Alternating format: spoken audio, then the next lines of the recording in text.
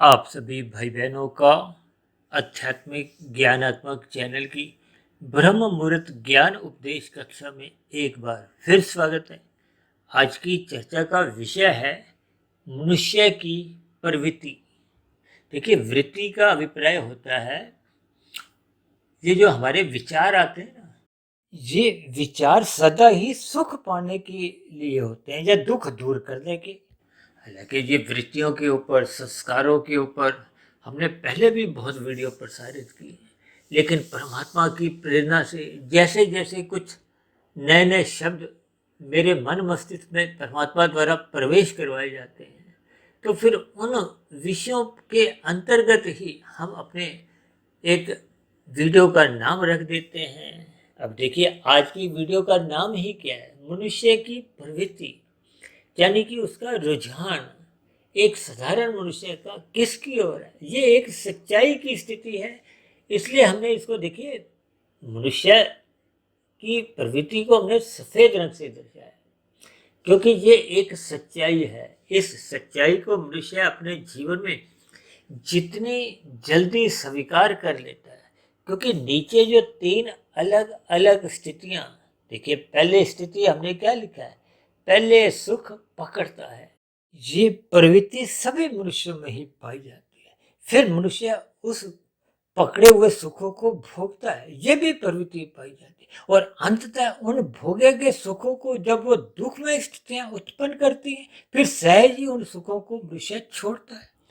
फिर छोड़ने वाले ये जो सुख है, चाहे गंध का हो, चाहे रस का हो, चाहे रूप का हो, चाहे स्पर्श का हो, चाहे शब्द का हो, इन विषयों को जब वो भोगते भोगते थक जाता है, जब वो भोग विषय ही अब उसको दुख देने लगते हैं, तो फिर उन सभी पदार्थों को, उन सभी विषयों को मनुष्य छोड़ता जाता है, क्योंकि वो अब दुखदायी स्थितियां उत्पन्न करते हैं। ये जो प्रकृति के जितने भी भोग विषय हैं, ये सभी के सभी, देखिए, तामसी कहे गए। आपके हमारे शरीर भी 5 तत्वों के ही बने हैं, वो भी तामसी हैं। इनका एक सजातीय संबंध है। इन सभी स्थितियों को अक्सर हम बार बार चर्चा में लेते हैं कि ये 24 तत्वों का एक ब्रह्मांड है। इस 24 तत्वों में ये जो पृथ्वी, जल, अग्नि, वायु, आकाश है, ये तो एक अंतिम 5 घटक है। और पृथ्वी तत्व इस ब्रह्मांड का, देखिए, एक अंतिम 24वां घटक है। इस पृथ्वी के ऊपर ही, देखिए, पिछले लगभग 1 वर्ष से अधिक हो गया 2 देशों के बीच में युद्ध चल रहा है। पृथ्वी का अभिप्राय, देखिए, भूमि से भी लिया जाता है। और कभी कभी तो आप देखोगे ना, घरों में, अदालतों में कितने ही ऐसे मुकदमे अदालतों में आप देखोगे जो भूमि विवाद से ही संबंध रखते हैं। ये जितनी स्थितियां संसार में हैं, एक बार हमने वीडियो बनाया था ना, जर जोरू जमीन, वो हमने एक तमोगुण की स्थितियों से दर्शाया था, रजोगुण से भी दर्शाया था। ये सभी स्थितियां, देखिए, राजसी और तामसी। देखिए, तमोगुण प्रत्यक्ष रूप से कुसंग माना जाता है। पाप कर्मों से आपको मैं अक्सर हम इसको जोड़कर समझाते हैं, एक निंदनीय स्थिति से। ये जो रजोगुण है, ये संसार के विषय भोगों के प्रति आपका बड़ा एक रुझान को हो, भोग विषय को हो। ये स्त्री पुरुष का जो आपसी आकर्षण है, शास्त्रों में तो उसको भी रजोगुण से जोड़ा गया है। इस संसार में जो संसार की वृद्धि होती है, देखिए, युवा अवस्था में ही ये विवाह का जो एक संस्कार है, इस संसार की जो एक गति है, वो विवाह के बाद ही एक आरंभ होती है। देखिए, इन सभी स्थितियों को जब हम ज्ञान पूर्वक समझते हैं, तो फिर आपका हमारा जीवन कभी भी, देखिए, कोई अधोगति की ओर जाता नहीं है। लेकिन जब हम इन सभी स्थितियों को ज्ञान पूर्वक समझते नहीं है, देखिए, ज्ञान का अभिप्राय सत्वगुण की स्थिति से है। सत्वगुण का अभिप्राय, जब हम सत्संग करते हैं, तो फिर आपकी बड़ी एक सात्विक स्थिति मजबूत होती है। तकनीकी रूप से तो देखिए, आपका हमारा स्थूल शरीर तामसी है, ये 5 भोग्य विषय भी तामसी कहेंगे।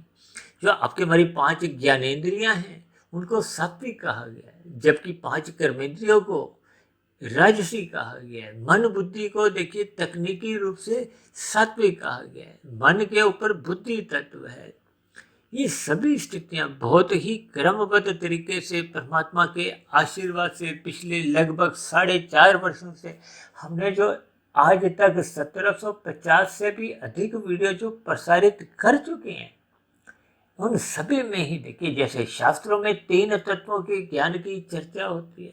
भगवान, आत्मा, ये दोनों चेतन सत्ताएं हैं। भगवान को अनंत स्वरूप कहा गया है और आत्मा को, यानी कि आपकी आत्मा, मेरी आत्मा, चाहे ये जो नीचे की जो 80 लाख प्रकार की जो दंडमयी जोनी है, उनकी भी आत्माएं, तकनीकी रूप से देखिए सभी आत्माएं ज्ञान स्वरूप है। जबकि ये जो आपके हमारे 3 शरीर हैं, स्थूल शरीर, सूक्ष्म शरीर और कारण शरीर, इनको देखिए तकनीकी रूप से माया की स्थितियों से जोड़ा जाता है। अब माया में क्योंकि प्रकृति में 3 गुण हैं, तमोगुण, रजोगुण और सतोगुण, इन 3 गुणों की जब समअवस्था होती है, शास्त्रों में उस स्थिति विशेष को प्रकृति कहा गया है। हालांकि हम साधारण बोलचाल में तो देखिए पृथ्वी, जल, अग्नि, वायु, आकाश तक ही एक साधारण स्थितियों में प्रकृति कहते हैं, और ये भी कहते हैं कि प्रकृति परिवर्तनशील है। जबकि तकनीकी रूप से तो देखिए माया को, ये 3 गुण, ये अपने आप में जड़ हैं। जड़ में देखिए कभी भी तकनीकी रूप से कोई क्रिया नहीं होती, इनमें क्रिया लाई जाती है। किसके द्वारा? देखिए आत्मा तो अनंत है। अब अनंत का अभिप्राय सबकी, आप भी आत्मा हो, मैं भी चेतन स्वरूप आत्मा हो। ये पेड़ पौधे, कीड़े मकोड़े, कीट पतंगे, पक्षी, पशु, यानी कि असंख्य आत्मा है। शास्त्रों में भी कहीं भी देखिए इनकी संख्या लिखी नहीं, क्योंकि ये संभव ही नहीं है लिखने में, बोलने में, क्योंकि इतनी अनंत है। लेकिन निश्चित है, निश्चित इसलिए हम दावे से, हम सभी भाई बहन इसको कहते रहते हैं, क्योंकि आत्मा चेतन स्वरूप सत्ता है। ये घटबड़ सत्य नहीं, क्योंकि आत्मा का जन्म मरण तो होता ही नहीं। जबकि ये जो प्रकृति के 3 गुण हैं, तमोगुण, रजोगुण और सत्वगुण, इन 3 गुणों की जो एक स्थिति है, इसको भी नित्य कहा गया है। शास्त्रों में तो एक शब्द में ही देखिए पूरे शास्त्रों का एक निचोड़ कह दिया जाता है, सच्चिदानंद। सच्चिदानंद में देखिए उस शब्द के जब हम संधि विच्छेद करते हुए 3 अलग अलग शब्द निकालते हैं, सत्य, चित, आनंद। आनंद परमात्मा के लिए कहा जाता है, क्योंकि परमात्मा ही एकमात्र आनंद स्वरूप सत्ता है। अब परमात्मा का ही देखिए जब हम शब्द का संधि विच्छेद करते हैं तो क्या निकलता है? परम जमा आत्मा। यानी जैसे हम आत्मा है, वैसे ही परमात्मा के साथ आत्मा शब्द जुड़ा है। लेकिन आत्मा से पहले जो शब्द लिखा है वो परम शब्द है। अब परम शब्द जुड़ते ही फिर वो परमात्मा बन जाते हैं। परमात्मा का अभिप्राय देखिए, क्योंकि परम शब्द किसी एक सत्ता के लिए आता है, किसी 2, 4, 10, 20, 50 के लिए कहा ही नहीं आता। ये तो परमात्मा ने देखिए अपने अलग अलग स्वरूप रचे, या यूं को कि परमात्मा ने अपने अलग अलग अनादिकाल से इतने अवतार लिए। किस लिए? ताकि हम सभी भाई बहन जो अनादिकाल से देखिए इस माया में उलझ जाते हैं। उलझने का अभिप्राय भोगों से कहो, भटकाव की स्थितियां कहो। इसीलिए तो हम देखिए प्रतिदिन ही इन ज्ञान की चर्चाओं में अलग अलग स्थितियों पर कुछ एक प्रकाश डालते हैं, क्योंकि शास्त्रों में भी देखिए देखिए मूलभूत रूप से तो वेदों के ज्ञान को ही मूल ज्ञान कहा गया है। और वेद सृष्टि के आरंभ में देखिए परमात्मा के मुख द्वारा प्रकट होते हैं, इसलिए वेदों को देखिए अपौरुषीय कहा गया। यानी कि किसी पुरुष द्वारा, चाहे वो मायातीत महापुरुष हो। और देखिए मैं तो एक आप सभी भाई बहनों के समान एक मायाबद्ध हूँ। जैसे आप मायाबद्ध हो, मैं भी मायाबद्ध ही हूँ। मायाबद्ध का अभिप्राय क्या है? कि ये माया का अभिप्राय प्रकृति के 3 गुणों से हम कम अधिक बंधे हुए हैं। कोई देखिए तमोगुण से अधिक बंधा हुआ है, कोई रजोगुण से अधिक बंधा हुआ है, कोई सतोगुण से अधिक बंधा हुआ है। हालांकि शास्त्रों में एक बात और स्पष्ट रूप से कही है कि ये जो तमोगुण और रजोगुण की स्थिति है, ये बंधनदायक है। और ये जो हम सत्संग की बार बार चर्चा करते हैं, सत्संग करो, सत्संग करो, ब्रह्म मुहूर्त में उठो, देखिए हमारी चर्चाओं में बार बार ही ये शब्द दोहराए जाते हैं। और कुछ मनुष्य तो देखिए इन शब्दों को थोड़ा एक हल्के में भी लेते हैं, जबकि हम सभी भाई बहनों के लिए ये एक बहुत ही सात्विक स्थिति है। क्योंकि सतोगुण का संग ही सत्संग की स्थिति। कोई इस सत्संग को कोई मनुष्य अक्सर देखिए ज्ञान के अभाव में वृद्धावस्था के साथ इसलिए जोड़ देते हैं, क्योंकि संसार में देखिए बच्चों द्वारा युवावस्था में भी, यानी कि बचपन में या जवानी में, एक साधारण मनुष्य की परमात्मा के प्रति कम रुझान होता है, जबकि वृद्धावस्था आते आते ये रुझान सहज ही बढ़ने लगता है। क्योंकि जैसे जैसे आपका हमारा देखिए जीवन का जो अंतिम एक स्थितियां हैं, देखिए युवावस्था के बाद प्रौढ़ावस्था आती है, प्रौढ़ावस्था के बाद एक वृद्धावस्था का स्थितियां बनने लगती है। अब वृद्धावस्था का अभिप्राय देखिए आपके बीते हुए रजोगुण की एक अनुभव कह लो, क्योंकि युवावस्था में तो रजोगुण की प्रधानता होती है, रजोगुण का अभिप्राय संसार से लिया जाता है। इसीलिए तो बार बार कहा गया कि मनुष्य को सत्संग करना एक अनिवार्य स्थिति है। यदि मनुष्य सत्संग नहीं करता, देखिए सत्संग को ब्रेक से भी जोड़ा जाता है, एक नियंत्रण से भी जोड़ा जाता है, जिसका उपदेश स्वयं भगवान श्री कृष्ण जी ने गीता में अर्जुन के रथ के जो 5 घोड़े हैं, वो 5 घोड़े देखिए आपके हमारे भोग विषय हैं, गंध, रस, रूप, स्पर्श और शब्द।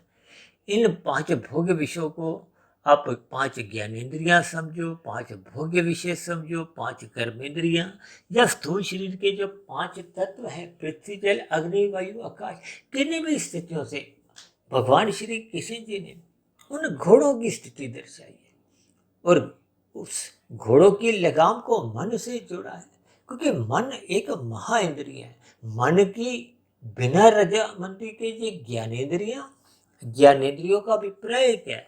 ये जो आपके मेरे नाक, जिभा, आंख, त्वचा, कान, ये 5 गोलक हैं ज्ञानेंद्रियां रूप की। इनसे हम 5 भोग्य विषयों का सुख भोगते हैं, और 5 कर्मेंद्रियां हाथ, पैर, वाणी, लिंग, गुदा, ये भी अपने आप में देखिए स्वतंत्र नहीं है, जब तक मन इनको अनुमति नहीं देता। और मन के भी ऊपर एक तत्व क्या है? बुद्धि तत्व। अक्सर मनुष्य देखिए बुद्धि को अधिक महत्व धन कमाने में ही अधिक देता है। शेष बातों में यदि वो महत्व देता तो आज की वीडियो बनाने का आपको मुझे भी कोई देखिए प्रेरणा नहीं मिलती, क्योंकि ये जो 3 शब्द अपने आप में इतने सरल होते हुए भी ये आपको हमें बहुत गहरा ज्ञान देते हैं, एक सच्चाई से अवगत कराते हैं। क्योंकि ये जो 3 स्थितियां हमने लिखी है, पहले में हमने लिखा है ना, सुख पकड़ता है, फिर सुख भोगता है। अब भोगने वाली स्थिति को हमने देखिए रंगीन रंग से दर्शाया, क्योंकि ये एक रजोगुण की स्थिति है। अब रजोगुण में एक साधारण मनुष्य का देखिए रुझान को लोलुपता बनी रहती है। और तीसरे में हमने देखिए क्या लिखा है, अंत में सुख छोड़ता है। ये स्थितियां देखिए अलग अलग रंगों में भी दर्शाई गई है। इनका संबंध प्रकृति के 3 गुणों से भी तकनीकी रूप से है। तभी तो हमने देखिए पहले सुख पकड़ता है, इसको हमने तमोगुण से दर्शाया है, और फिर सुख भोगता है, इसको हमने रजोगुण से दर्शाया है, और अंत में सुख छोड़ता है। हो सकता है अंत में सुख छोड़ने का देखिए आपको अभी आरंभिक स्थितियों में इसका अर्थ समझ नहीं भी आया हो, क्योंकि ये ज्ञान में स्थिति है। इसको हमने सतोगुण से जुड़ा है। सतोगुण का अभिप्राय इस पंक्ति के द्वारा एक सच्चाई को दर्शाया है, और इसीलिए हमने देखिए अंत में सुख छोड़ता है के साथ ही एक प्रश्न चिन्ह भी सफेद रंग से जोड़ा है, ताकि हम इस पर विचार करें। अंत में सुख छोड़ने के देखिए बहुत गहरे अर्थ है। यूं तो देखिए इन 3 पंक्तियों के ही बहुत गहरे अर्थ हैं, जो अभी हम परमात्मा की प्रेरणा से इन पर कुछ विचार रखने का प्रयास करेंगे। देखिए पहले सुख भोक्ता को हमने काले रंग से इसीलिए दर्शाया कि सभी मनुष्य देखिए लगभग सुख पकड़ने की फिराक में ही रहते हैं, और इसी के लिए ही मनुष्य देखिए कर्म करता है, परिश्रम करता है, पुरुषार्थ करता है। इसी के लिए ही मनुष्य परोपकार के कार्य भी करता है, दान पुण्य भी करता है, और इसी सुख को पकड़ने के लिए ही मनुष्य पाप कर्म करने से भी हिचकता नहीं। देखिए ये सभी स्थितियां हमने काले रंग से इसलिए दर्शाई है, क्योंकि हम पकड़ना क्या चाहते हैं? प्रकृति के सुख, गंध, रस, रूप, स्पर्श और शब्द, जो कि स्वभाव से ही देखिए तामसी कहे गए। आपका हमारा शरीर ही देखिए पृथ्वी, जल, अग्नि, वायु, आकाश 5 पदार्थों का बना है, इसको भी तामसी कहा गया। इसीलिए तो कहा गया ये इंद्रिय दोष है। शास्त्रों में इसीलिए बार बार कहा जाता है कि स्थूल शरीर का विषय भोगों के प्रति एक रुझान, लोलुपता बनी रहती है। इसीलिए शास्त्रों में कहा गया सत्संग करो, सत्संग करो, अन्यथा मनुष्य में पशु वृत्तियां पनपने लगती हैं। यानी कि मनुष्य में ये जो विषय भोगों की जो एक लोलुपता है ये बिगड़ने लगती है। यही उपदेश भगवान श्री कृष्ण जी ने गीता में अर्जुन के रथ के जो 5 घोड़ों की लगाम अपने हाथ में रखी है। ये लगाम देखिए महाइंद्रिय है, मन की एक अनुपस्थिति पाकर ही ये जो ज्ञानेन्द्रिय हैं और कर्मेंद्रिय हैं, जो कि स्थूल शरीर की देखिए गोल के हैं, ये एक क्रियाशील होती है। ये फिर 5 ज्ञानेंद्रियों द्वारा हम सुख भोगते हैं। अक्सर हम इन 5 सुखों को देखिए सुख, सुविधा, स्वाद, सम्मान, सत्ता से भी जोड़ते हैं। आज संसार में देखिए जो सत्ता के प्रति जो लोगों की विशेष एक प्रवृत्ति बनी रहती है कि मनुष्य अपने अधीन दूसरों को रखना चाहता है। अब राजनीतिक सत्ता के गलियारों में भी कुछ ऐसी ही स्थितियां आप देखने को अक्सर आपको मिल जाएंगी। ये सभी स्थितियां हमने देखी काले रंग से इसीलिए दर्शाई हैं कि मनुष्य चाहे छल कपट, ठगी, हेरा फेरी करता है, यानी कि धर्म प्रथम स्थान से हटा के जब वो धन कमाता है। देखिए आरंभिक स्थितियों में जब हम एक धर्मानुसार धन कमाते हैं, देखिए आपके हमारे जीवन की कुछ आवश्यकता है, उसके लिए आपको हमें पुरुषार्थ करना है। जैसे हम भौतिक शिक्षा लेते हैं, किस लिए? धन कमाने के लिए, क्योंकि आपके हमारे जीवन की कुछ आवश्यकताएं हैं।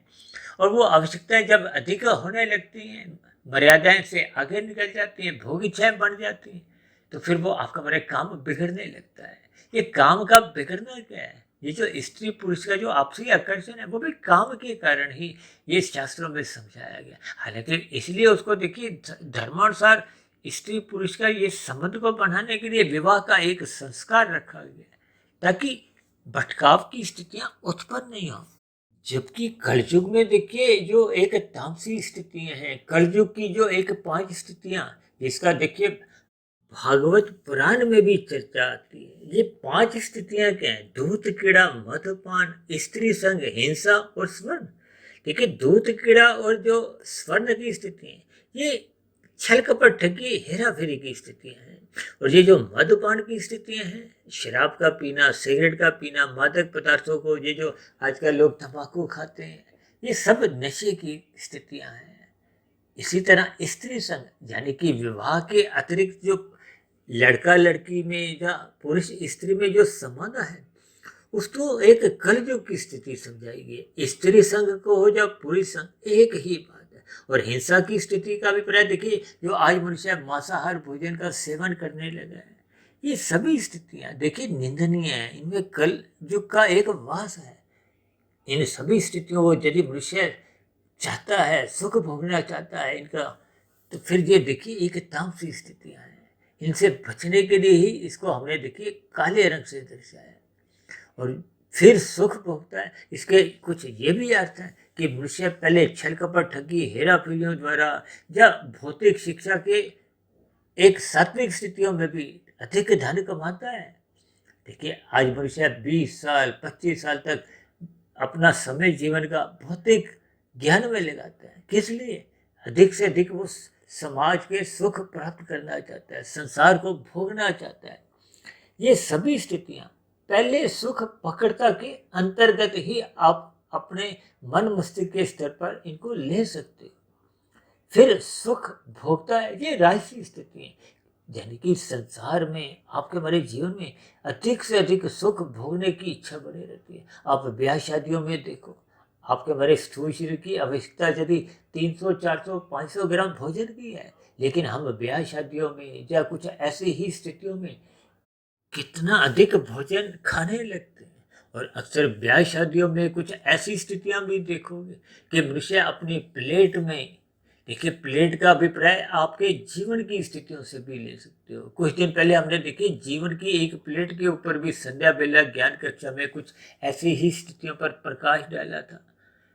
यानी कि आपके हमारे जीवन में देखिए हम खाद्य पदार्थ अधिक रख लेते हैं, उनको हम खाते नहीं हैं, खाने की स्थिति में भी हम हो नहीं सकते, क्योंकि आपके हमारे जीवन में हम जितने पदार्थों को इकट्ठा करते हैं, वो देखिए लोभ की स्थितियाँ को, संग्रह की स्थितियाँ को, महासंग्रह की स्थितियाँ, उन सभी स्थितियों को हम पूर्ण रूप से देखिए भोग नहीं सकते। इसलिए हमने क्या लिखा है, अंत में सुख छोड़ता है। इनके देखिए बहुत ही गहरे अर्थ हैं। यानी कि हम अपने जीवन में जितने भी सुख सुविधा स्वाद के साधन इकट्ठे करते हैं, उनको हम मिले हुए जीवन में भोग नहीं पाते। कितने ही मनुष्य देखिए इस संसार से चले गए, भले ही उन्हें उन्हें धर्मानुसार भौतिक उपलब्धियां प्राप्त की हों, यानी कि कमाए गए धन पर आयकर भी दिया था, कमाने की स्थिति में उन्होंने कोई छल कपट ठगी हेरा फेरी की स्थितियां भी नहीं अपनाई थी, लेकिन फिर भी अंत में सुख छोड़ता, ये एक प्रश्न चिन्ह के साथ हमने सफेद रंग इसीलिए दर्शाया कि मनुष्य इन स्थितियों पर विचार नहीं करता। यानी कि हम इतना धन एकत्रित करने में ही अपने मिले हुए जीवन का दुरुपयोग करते हैं, क्योंकि मिला हुआ जीवन आध्यात्मिक उन्नति करने के लिए मिला है, सत्वगुण बढ़ाने के लिए मिला है, अपनी अज्ञानता समाप्त करने के लिए मिला है, अपने कारण शरीर में जो बुरे संस्कार पहले के बने हुए हैं उनको समाप्त करने के लिए मिला है।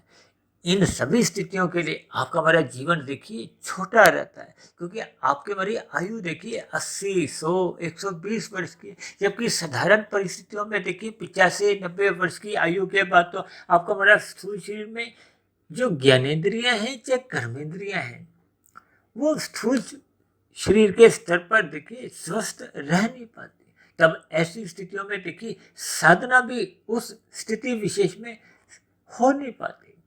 इसका अर्थ क्या है कि हम अंत में सुख को छोड़ देते हैं, अपने मिले हुए जीवन के यथार्थ अर्थ को, यथार्थ अर्थ का अभिप्राय देखिए एक मोक्ष की स्थिति से है, कारण शरीर को शुद्ध करने की स्थिति से, क्योंकि कारण शरीर जितने जितने स्तर पर शुद्ध होता जाता है, फिर उतने उतने अनुपात में आत्मा का जो एक ज्ञान आवृत हुआ था, फिर आत्मा अपने मूल स्वरूप में लौटने लगती है।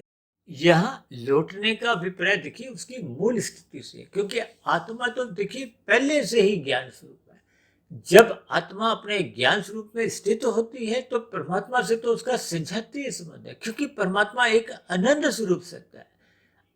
आनंद आत्मा में है ही नहीं, इसलिए जो चीज है ही नहीं, तभी तो शास्त्रों में कहा गया आत्मा का स्वभाव क्या है, सुख पाने की प्रवृत्ति है और दुख से निवृत्ति। ये सभी मनुष्य चाहते हैं, चाहे कोई अनपढ़ गवार ही हो, चाहे किसी भी देश का रहने वाला हो, ये सभी स्थितियां एक आत्मा का स्वभाव के अंतर्गत मानी गई।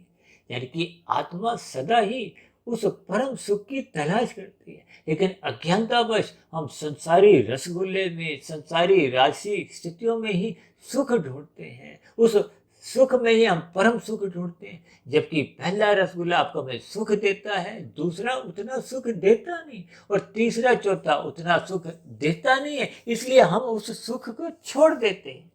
देखिए पहले सुख पकड़ता है, फिर सुख भोगता है, और अंत में हम सुख छोड़ता है। तो इसका भी अभिप्राय क्या है कि हम जिस सुख को पकड़ते हैं फिर उसको हम भोगते हैं, चाहे आप रसगुल्ले के उदाहरण से समझो, फिर हम उस रसगुल्ले को छोड़ देते हैं। ये रसगुल्ले का देखिए पदार्थ का उदाहरण है। ये स्थिति देखिए गंध की है, रस की है, रूप की भी है, स्पर्श में भी यही स्थिति अंतोगत्वा उत्पन्न होती है, शब्द में भी यही स्थिति अंतोगत्वा उत्पन्न होती है।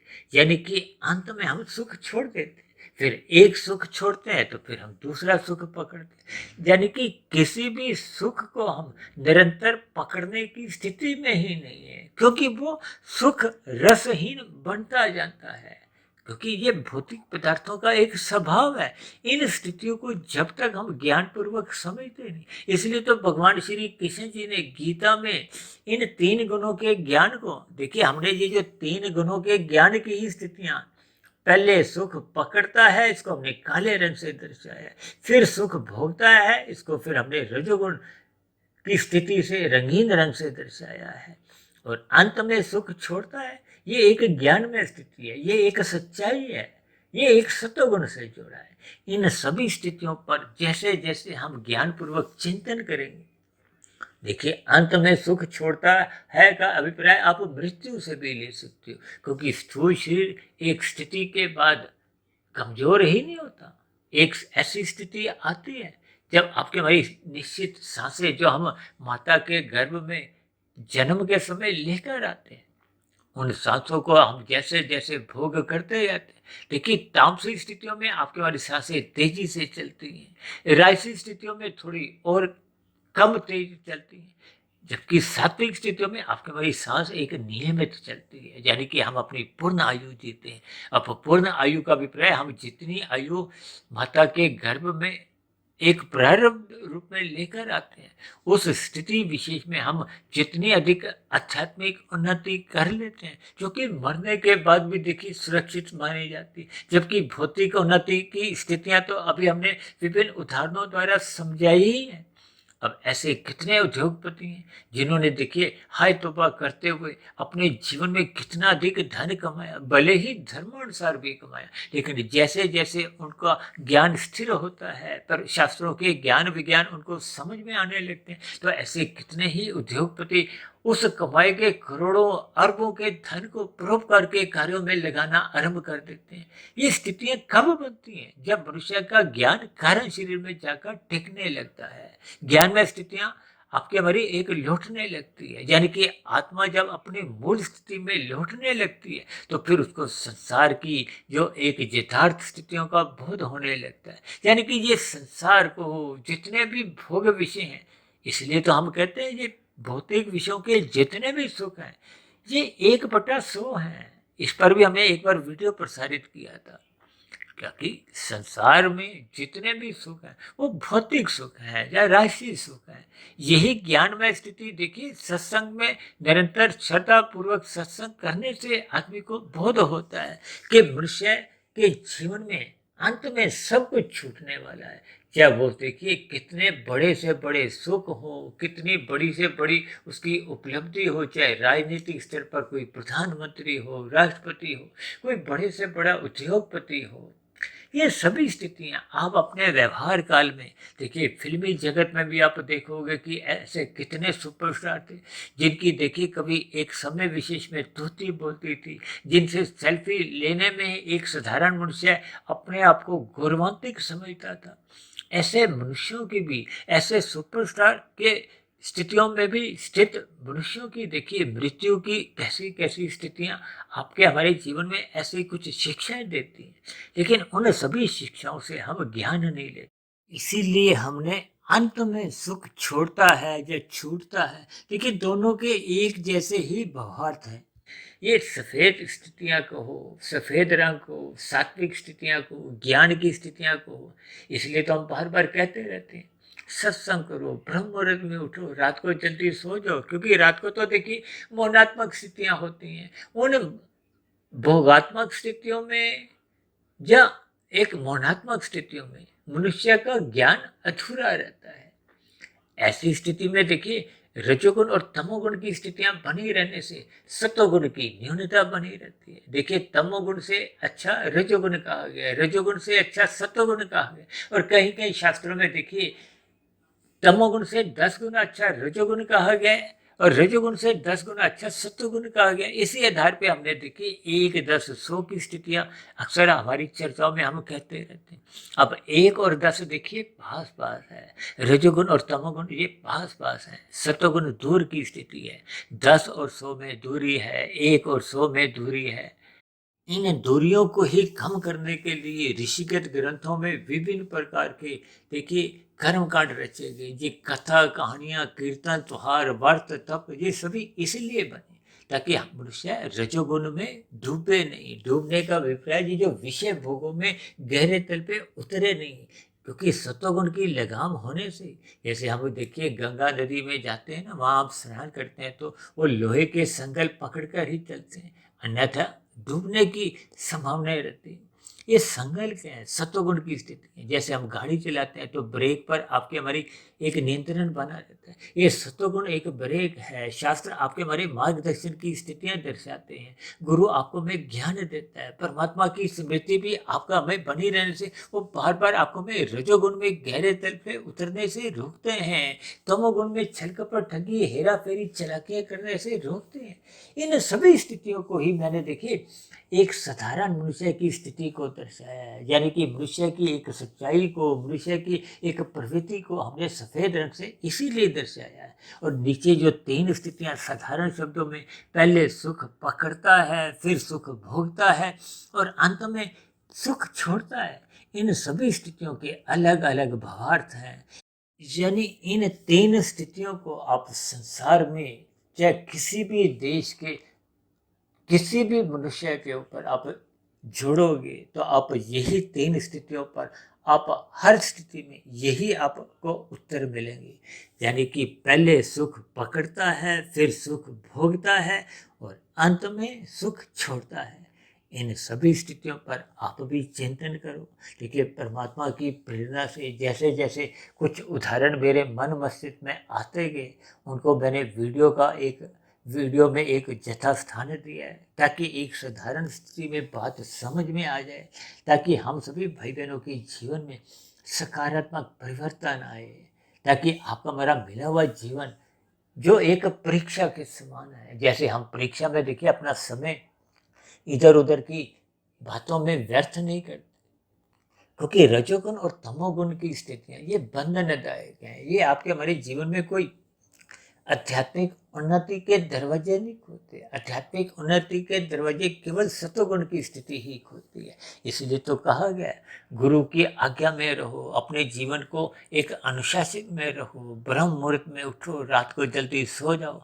ये सभी स्थितियां जब आपके हमारे जीवन में निरंतर बनी रहती हैं तो फिर आपका हमारा सत्संग श्रद्धापूर्वक होता है। दिन में जब रजोगुण की स्थितियां विषय भोगों की आपको हमें आकर्षित करती हैं तो मनुष्य उनसे एक आवश्यक दूरी बनाए रखता है, बच जाता है। बचने का अभिप्राय तमोगुण में गिरने की स्थितियों से भी है। ये सभी स्थितियां जब आपके हमारे जीवन में निरंतर बनी रहती है, यानी कि हम श्रद्धापूर्वक सत्संग करते हुए अपने आप को पशु वृत्तियों में गिरने से भी बचाते हैं, संसार को केवल एक मर्यादा तक ही अपने जीवन का हिस्सा बनाते हैं और यथासंभव अपने कर्तव्य कर्मों का पालन करते हुए परमात्मा की स्मृति बढ़ाते हुए अपने कार्य जीवन को निरंतर सिद्ध करने में साधना करते रहते हैं, ताकि मिला हुआ हम सभी भाई बहनों का जीवन सफल हो, सार्थक हो।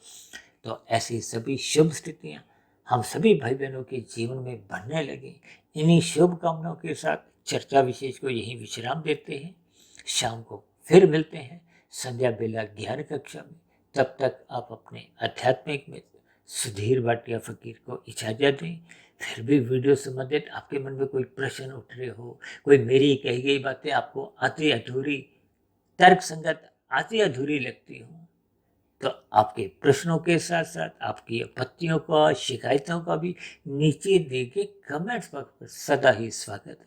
और यदि बनी हुई वीडियो आपके हृदय में सकारात्मक परिवर्तन लाने में सफल हो रही हो, परमात्मा में आपकी प्रीति जगाने में सफल हो रही हो, आपको अपने कर्तव्य कर्मों के प्रति जागरूक करने लगी हो, तो मेरी आप सभी भाई बहनों से विनती है कि आध्यात्मिक ज्ञानात्मक चैनल के अंतर्गत बनी हुई जो 1750 से अधिक वीडियो जो अब तक प्रसारित हम कर चुके हैं, उन वीडियो में जिस वीडियो विशेष से आपको कुछ अधिक प्रेरणा मिलती हो, उन वीडियो को आप अन्य भाई बहनों के बीच में भी शेयर करें, ताकि समाज में सतुगुणी वातावरण का विस्तार हो, समाज में भाईचारा की स्थितियां बने, ये लड़ाई झगड़ा संघर्ष की स्थितियां समाप्त हो।